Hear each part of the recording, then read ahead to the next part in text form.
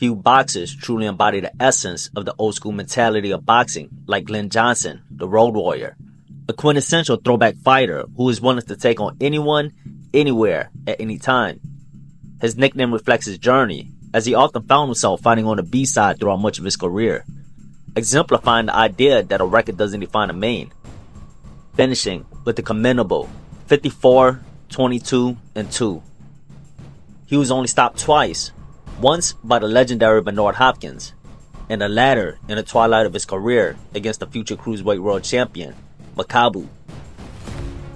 The Jamaican powerhouse captured the IBF and Ring World titles in the light heavyweight division after defeating Antonio Tarver, further commended by being named 2004's Fighter of the Year by Ring Magazine. The Road Warrior continued to compete well into his 40s, facing young champions with the same determination. At 35, he was labeled a journeyman, but crafted an incredible Cinderella story when he shocked the world by stopping future Hall of Famer Roy Jones Jr. Johnson's legacy is a testament to his grit, resilience, the will to win, and the heart of a true fighter. Roy Jones made it clear that he didn't think It takes a unique breed of fighter to maintain intense pressure for the duration of 12 rounds, even as they approach the twilight of their career. Glen Johnson was the epitome to that throwback mentality. A hard-nosed, no-nonsense warrior who believed in the trade of punches until one of them was forced to quit. If he's going to try and knock me out, as Wood said, if he's going to try and do that, then... Known as the Road Warrior, he embodied the essence of a pressure fighter, operating behind his sturdy high guard. There was nothing flashy or intricate about his approach. He moved in a singular line, closing the distance while punching his way onto the inside. If his opponents refused to box off the back foot, it inevitably turned into a gritty, trench warfare style battle. To truly grasp Glen Johnson's pressuring style, we must dissect the key components in which made up his approach, which, when all combined, formed a well-oiled fighting machine. Tan after left to the stomach, right hand to the chin on Cloud. Still over a minute. To truly understand the foundation of Johnson's fighting style, we must first examine the attributes in which define him. While he may not have been known for his explosive speed or nimble footwork, he possessed long arms with an impressive 75-inch reach, just 3 inches shy of the legendary Muhammad Ali.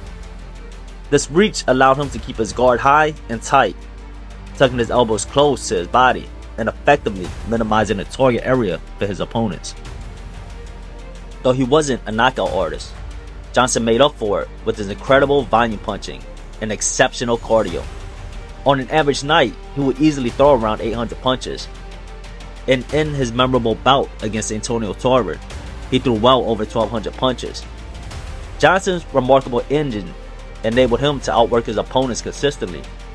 And against punchers, he had the ability to stand his ground with sheer punching volume. A beautiful right uppercut right on the chin of Antonio Tarver. Then he comes back and pins him against the rope with a left hook to the head and a right body shot, which was a beautiful right body shot.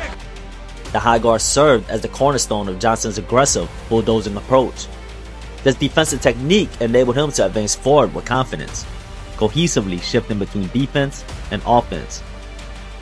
With his gloves held high against his temples and elbows tucked tight into his body, Johnson made it exceedingly difficult for opponents to land clean shots, as most of the punches were absorbed by his sturdy arms and gloves. This not only minimized damage, but also established a defensive barrier. The high guard harmonized perfectly with his aggressive style, enabling him to close the distance and keep adversaries on the back foot. There was never a lull in the action. The high guard positioned him squarely in front of his opponents, compelling them to fend him off. Any moment of hesitation was swiftly filled with a barrage of punches from Johnson, ensuring that he remained a constant threat, suffocating every inch of space throughout the fight. Back. Left hook, right hand front. The old man still has something in the tank. Johnson's footwork was deliberate and grounded, requiring him to plant his feet to establish stability before letting his combinations go. He fought tall due to his high guard, which gave him a commanding presence. To introduce movement into his style, he relied on his hips. By bending and shifting, he could definitely slip punches and occasionally duck under.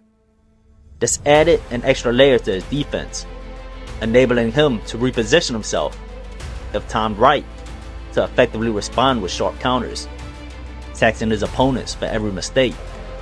He likes to look for the right hand. It's on the first 2 or 3 rounds.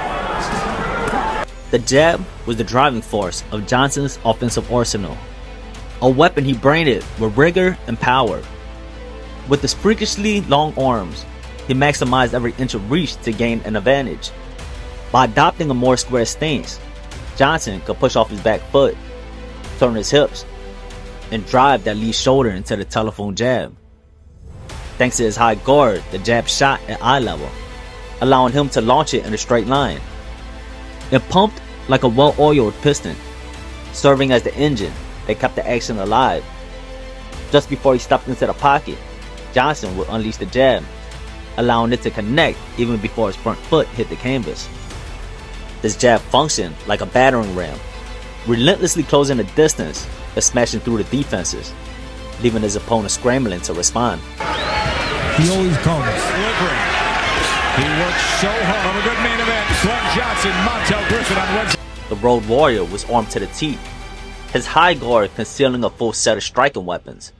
A tenacious pressure fighter, Johnson charged in with a barrage of punches from every conceivable range, whether from afar, mid-range, or right on the inside.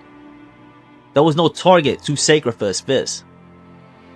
He struck with ruthless abandon, head, body, through the guard, around it, and even battering the guard itself. His mission was clear: to unleash devastation with every last round in his chamber.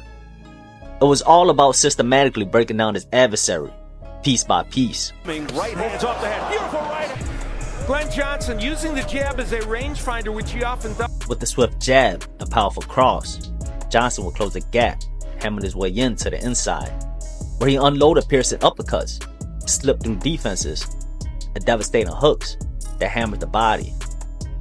He was a villain straight out of a horror movie, embodying the terrifying advance of doom. Forward was the only direction he knew, and with each step, he brought a storm of chaos and destruction in his wake. The throw, a sharp, crisp. Very close round. Both guys. Down. What happened with this? I believe it's a right hand. Well, it did in back of the head. Now that second right hand was very legal, but the first one you could. Johnson was a fighter who thrived on contact, relishing every moment of the clash. He seldom altered his range, only retreating when he lost his footing.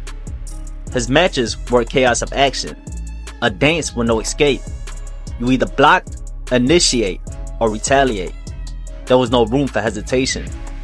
The only reason he ever moved backwards was to regain his footing, ensuring he was always in a line of fire, ready to press his next assault. 159 have Jones in the lead, at least off. What truly captivates me about Johnson is his unwavering spirit as a fighter. Despite the losses he accumulated along the way, he never allowed setbacks to deter him from his pursuit of glory. While he may not have possessed lightning-fast speed or the ability to score a knockdown with a single punch, what he did possess was an unconquerable will to win that burned deep within him. Not once, even late into his career, did he step into the ring without giving everything he had, leaving an ounce of effort behind on the canvas. He was the personification of a blue-collar boxer, reminding the world that you don't need to be the most gifted or the best. You simply have to show up ready to fight and give it your all. After that, it's all about letting go and allowing destiny to take the reins of your fate. Only a select few boxers can genuinely claim to fear no man. Johnson didn't merely utter those words, he embodied them. Anyone, anywhere, anytime. It has been non-stop. I don't know if it's enough for Johnson to have won this round. Big right by Johnson. Wow. Dawson should not be on the inside with Johnson. Be well for Chad Dawson. Working very well to the body, and he's a terrific body puncher.